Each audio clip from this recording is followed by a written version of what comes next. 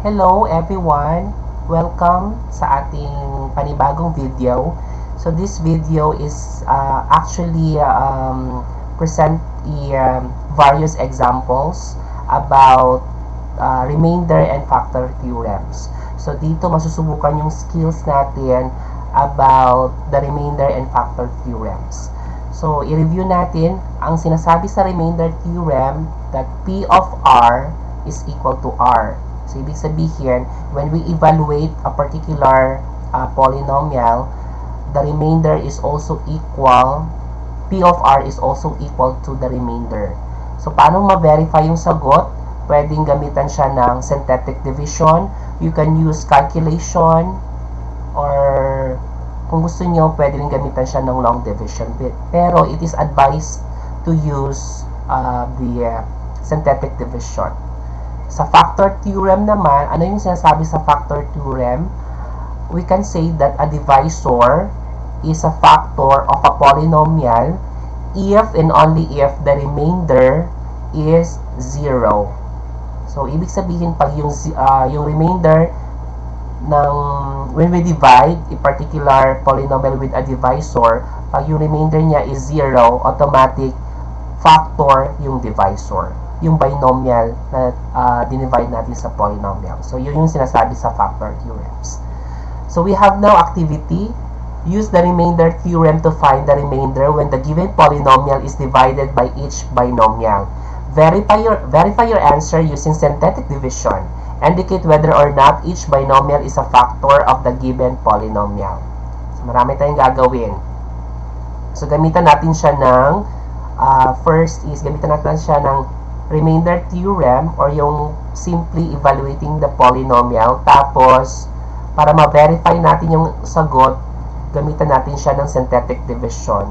Tapos, i-identify natin siya kung factor ba siya or not. Madali lang naman masabi kung factor or not. Pag 0, factor na siya. Pag hindi siya equal to 0, hindi siya factor. So, ganun lang yun. Okay, so let's start. So, for number 1, so punta tayo sa blank sheet. Okay. For number 1, sige. Number 1 is, sulat natin yung number 1. We're going to use pencil. So, number 1 is P of X is equal to X cubed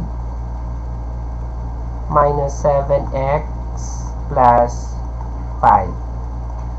So, ito yung mga iti-test natin na divisor o binomial natin is first one, A natin is X minus 1. Pangalawa is X plus 1. And we have the third one which is X minus 2.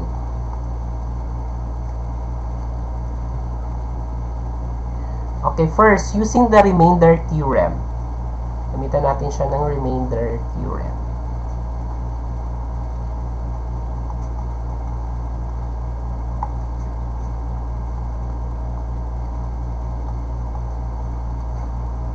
Using the remainder theorem, let's have letter A. Itong letter A, this is P of 1, tama ba? Kasi ang value ng X natin dito is 1. Diba? Ma-remember nyo? Yung sa remainder theorem natin. So, that is P of 1. Kasi pag the opposite of negative 1 is 1. So, ang gagawin lang natin since identify na natin yung ating x. So, lahat ng x dito sa polynomial natin, ito siya, yung x cubed minus 7x plus 5. Papalitan lang lahat ng 1. So, this is P of 1 equals 1 cubed minus 7 times 1 plus 5.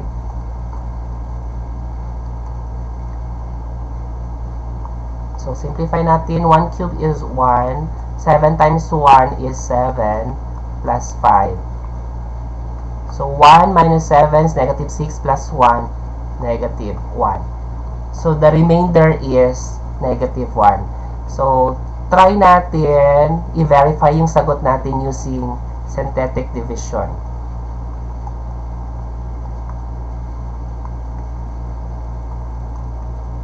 Synthetic division. Kasi yun man yung instruction, no? Balikan natin yung instruction. The instruction is, verify your answer using synthetic division. But if you are very sure, you are very pretty sure with your answer, no need to verify naman. So, kailangan lang natin i-verify kasi yun yung instruction. So, let's verify using synthetic division. So, ang ating divisor is 1. Then, we're going to write all the coefficients dito sa polynomial expression natin, ito. So, our first coefficient is 1. So, tingnan natin kung may missing term, di ba? Maalala nyo, pag may missing term, we have to insert 0. As you can see, walang x squared dito. So, we have to insert 0. So, followed by negative 7, then 5. So, yan yung coefficients. Then, gagawin tayo ng malaking equal sign. So, bring down 1. First term, ha, yung first coefficient is i-bring down. So, 1 times 1 is 1. 0 plus 1, 1. 1 times 1 is 1. Negative 7 plus 1, negative 6. Negative 6 times 1, negative 6. 5 plus negative 6, negative 1. So, this is the remainder. It's actually equal also to the result in using the remainder theorem, which is negative 1. Okay, so next one, the instruction is indicate whether or not each binomial is a factor of the given polynomial. So, ano masabi nyo dito sa x minus 1? Is x minus 1 a factor of the given polynomial? So, ang sagot is hindi.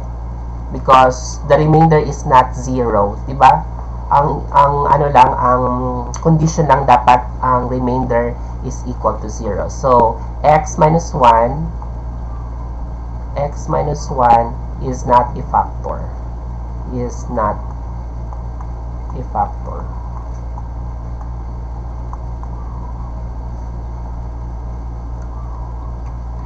Okay, so number 2, let's try letter B pala. Let's try letter B. Ano yung B? Ang B natin is ito. So, what is the opposite of 1? So, P of negative 1. So, P of negative 1 is equal to negative 1 cubed minus 7 times negative 1 plus 5. Negative 1 cubed is negative 1. Negative 7 times negative 1 is 7 plus 5. So, negative 1 plus 7 is 6 plus 5, that's 11. So, the remainder when the divisor is x plus 1, 11. So, try daw natin i-verify using synthetic division. So, this is negative 1. So, kopyahin na lang natin kasi the same lang man din yung ating polynomial. So, 1, 0, negative 7, and 5.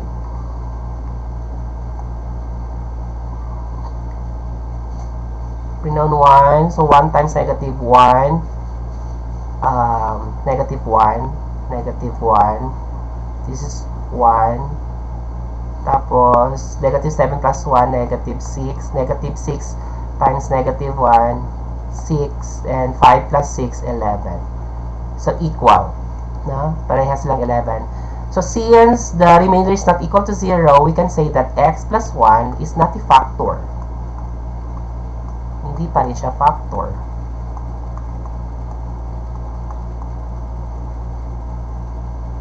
Okay, let's proceed to letter C. Ano yung C natin? When the divisor is x minus 2. So, P of negative 2. dito, P of negative 2 is equal to negative 2. Palitan na lahat yung x doon, no? Ng negative 2. Negative 2 raised to third power minus 7 times negative 2. Teka muna. Negative 2 ba? Okay. It's not negative 2. Should be positive pala. Sige. Kasi, what is the opposite of x minus 2 here? It's positive.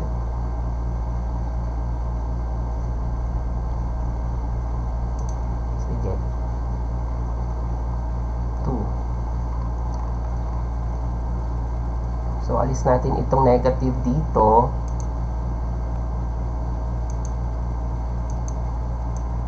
Ayan. I-reach lahat. Sige. Okay. Should be P of 2.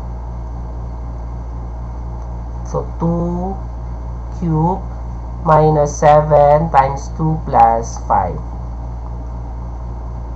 So, 2 cube is 2 times 2, 4 times 2, 8. 8. Negative 7 times 2 is negative 40 and plus 5. Then, 8 minus 14 is negative negative 6 plus 1, negative 1. So, the remainder is negative 1. I-verify na natin using synthetic division. So, the divisor here is 2. Then, the coefficient is 1. Ano ba yun? 1, 0, negative 7, and 5. So, bring down 1. 1 times 2 is 2. 0 plus 2 is 2. 2 times 2 is 4. Then, negative 7 plus 4 is negative 3. Then, negative 3 times 2, negative 6. Then, 5 plus negative 6, negative 1. So, negative 1 yung remainder. So, therefore, since hindi man 0 yung ano natin, x minus 2 is not a factor. Is not a factor. So, walang factor sa tatlo kasi hindi man equal sa 0. So, hindi factor yung A, hindi rin factor yung B, hindi rin factor yung C. So, walang factor sa kanila kasi walang remainder na equal sa 0 sa any of the three divisor na binigay. Okay, so ganun lang yung gagawin na ninyo. So, you can first use the remainder theorem, tapos kung gusto yung i-verify yung answer, you can use the synthetic division. Okay, number 2 will be your activity. So, you're going to write your answer in a clear paper, tapos picturean nyo using your cam scanner and send it to our Google Classroom. Tapos, number 3 is also your activity. Activity itong dalawa. Sige. Itong number 4, sagutan natin. Kasi medyo iba siya doon sa 2 and 3. So, let's answer number 4. Kasi magiging divisor dito, as you can see, 2x minus 3 magiging fraction. Tama? Magiging fraction siya. Sige, let's rewrite the given here. Proceed tayo sa number 4. So, number 2 and 3 will be your activity. So, number 4, napicturean ko naman siya kanina. Ito yung number 4. P of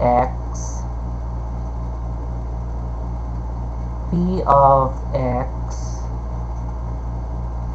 is equal to 2x to the 4th power minus 3x cubed plus 4x squared plus 17x plus 7. So, ito yung mga ita-try natin. Letter A. 2x minus 3. Letter B, 2x plus 3. Letter C, 3x minus 2. Ayan. So, yan siya. So, first, ito. I-try natin yung letter A. So, using the remainder theorem, magiging P of, ano to siya? P of 3 halves. Kasi ito, transpose natin. Na-equate man natin sa 0 ito, diba? So, 3, tapos divide both side by 2. So, 3 halves. So, P of 3 halves. Actually, madali lang naman din ito siya kasi evaluate lang naman din nyo siya. So, you can use actually calculator. Kailangan nyo ng calculator kung nahihirapan kayo sa fraction. You can actually use your calculator, whether it's calculator ba siya or meron kayong application sa cellphone. Mas maganda kung meron kayong scientific calculator kasi parang pwede na niyo idiretso i-key in lahat ng input doon para hindi na siya manual na ipapasok nyo isa-isa yung mga numbers. Pwede nang continuous yung paglagay nyo. Don't forget to put parentheses lang para ma-separate yung mga numbers and exponent. So, pwede nyong i-discover kung yung mga functions ng scientific calculator ninyo. If ever meron kayong scientific calculator, pwede nyo siyang i-discover kasi marami namang function din dito. Meron siyang fraction, meron siyang exponent, and so on. So, i-discover na lang ninyo yung pag-use ng calculator. Kasi very important ito siya. Masyado siyang ginagamit lalo na sa mga math-related subjects like maths, chemistry, and physics. So, discover na lang ninyo. Okay, so ito, solution natin using the remainder theorem.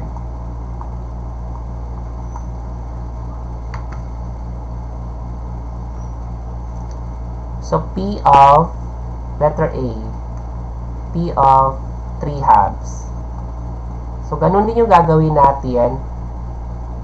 Lahat ng x, papalitan siya ng 3 halves. Is equal to 2 times 3 halves raised to the 4th power minus 3 times 3 halves raised to the 3rd power plus 4 times 3 halves raised to the 2nd power plus 17 times 3 halves 3 halves plus 7. So, ganyan yung maging itsura niya. So, here, actually, you can automatic show your final answer, which is remainder. Kasi meron naman kayong calculator. You can key in all the input na sinulat natin dito. So, ang problema lang kung paano siya ilalagay dito sa calculator. So, you have to discover. So, yeah, I-discuss ko na lang siya. So, first is you're going to key 2, diba, 2, times, sa scientific calculator, merong parentheses dito. So, kailangan nyo lagyan ng parentheses. Tapos, 3, ano bang fraction? Saan ba makita ang fraction sa calculator? Yung ABC, yan yung siyang fraction. So, pinutin yung ABC. Tapos, 2. Tapos, don't forget to put parentheses again para ma-separate yung 2 sa 3 halves. Tapos, paano yung exponent na 4? Meron ditong function na parang inverted na V. Ito yung itsura niya. Parang inverted na V. Meaning niya, that is exponent. So, ipindutin nyo yan siya, tapos, i-key in nyo yung, ano yung exponent ba? 4. So, i-key in nyo yung 4. Then, continue nyo. Minus 3, parentheses, 3 halves, 3, tapos yung ABC, 2, close parentheses, tapos yung exponent, tapos 3. Next is plus 4 times 3 ABC 2 times squared naman. So, pwede na yung x squared ang pindutin nyo kasi squared man siya. Plus, or pwede rin, kung gusto nyo gamitan ng parentheses, okay lang din. Pero mas madali na yung x squared na lang. So, plus 17, open parentheses, 3, tapos ABC 2, close parentheses, plus 7. So, equal sign, the final answer in my calculator is 41 and 1 half. 41 and 1 half. Or, pag gusto nyong improper fraction, magiging 83 over.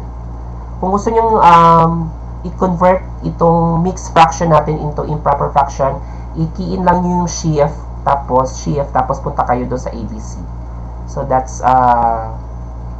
shift ABC. So, that's 83 over 2.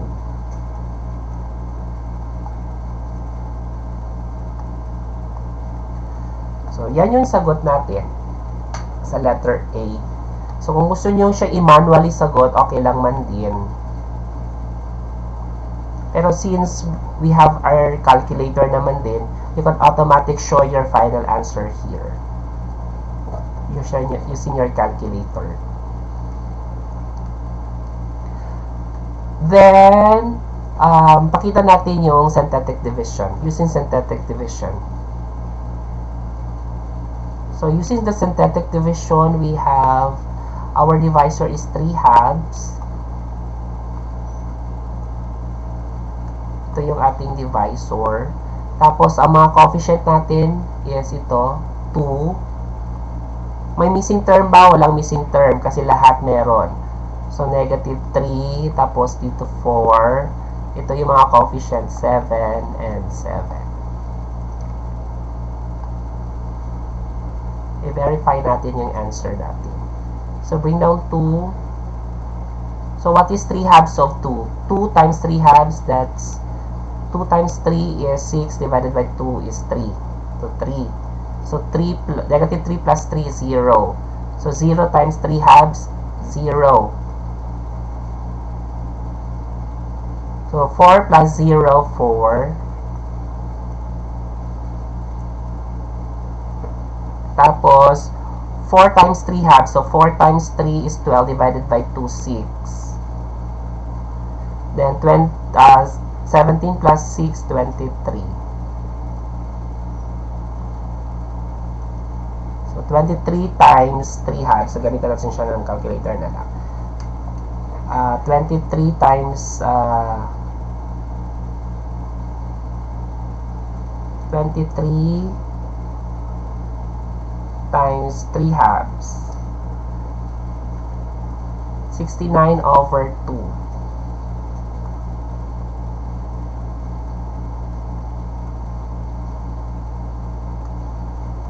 Then 69 over 2 plus 7. So the answer here is 41 and 1 half. 41 and 1 half. So as easy as that. So since yung ang ating remainder is not 0, so we can say hindi siya 0, 'di ba? Kasi 41.5 or 41 and 1 half. So, ibig sabihin yung 2x minus 3 is not a factor.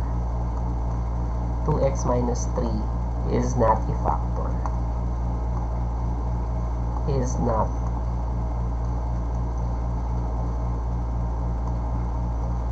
a factor. Inaano niya, ang ano natin illustrator, parang pina-fine niya yung writing natin into straight line kasi hindi masyado siya curvy. And anyway, i-ano ko na lang siya mamaya. Okay, so 2x minus 3 is not a factor. So, yun siya. So, ito siya. Ganun din yung gagawin ninyo. Ito siya. Ang equivalent niya sa ating remainder theorem, that is P of negative 3 halves.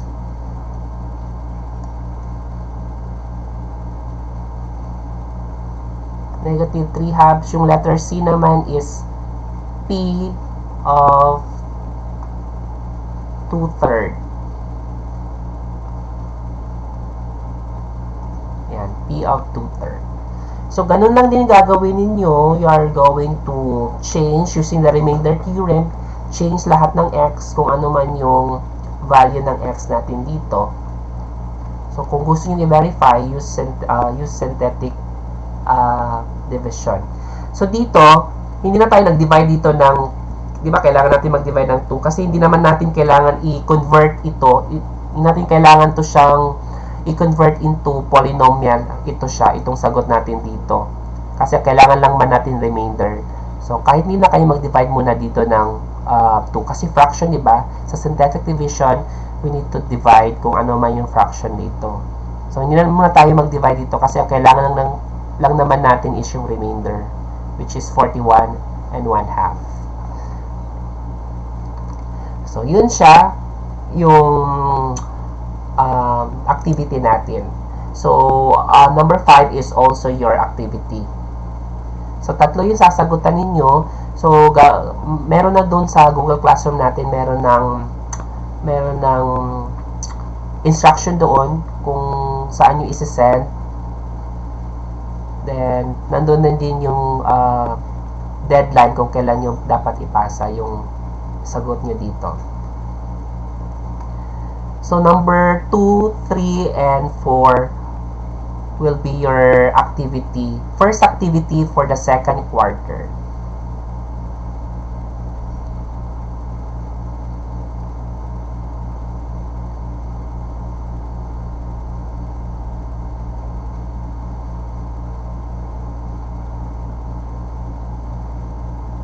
First or second activity natin. Hindi pa ako nakabigay itong first. So, this would be your first. Pero by the way, dapat nagbigay pala ako dun sa synthetic or long division. Pero anyway, habol ko na lang yung activity nyo sa synthetic or long division. So, this would be your activity number 2, 3, and 4.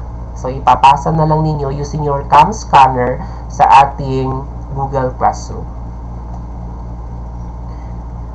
So, yun yung ano natin, yun yung application. This is the application of the remainder and factor theorems.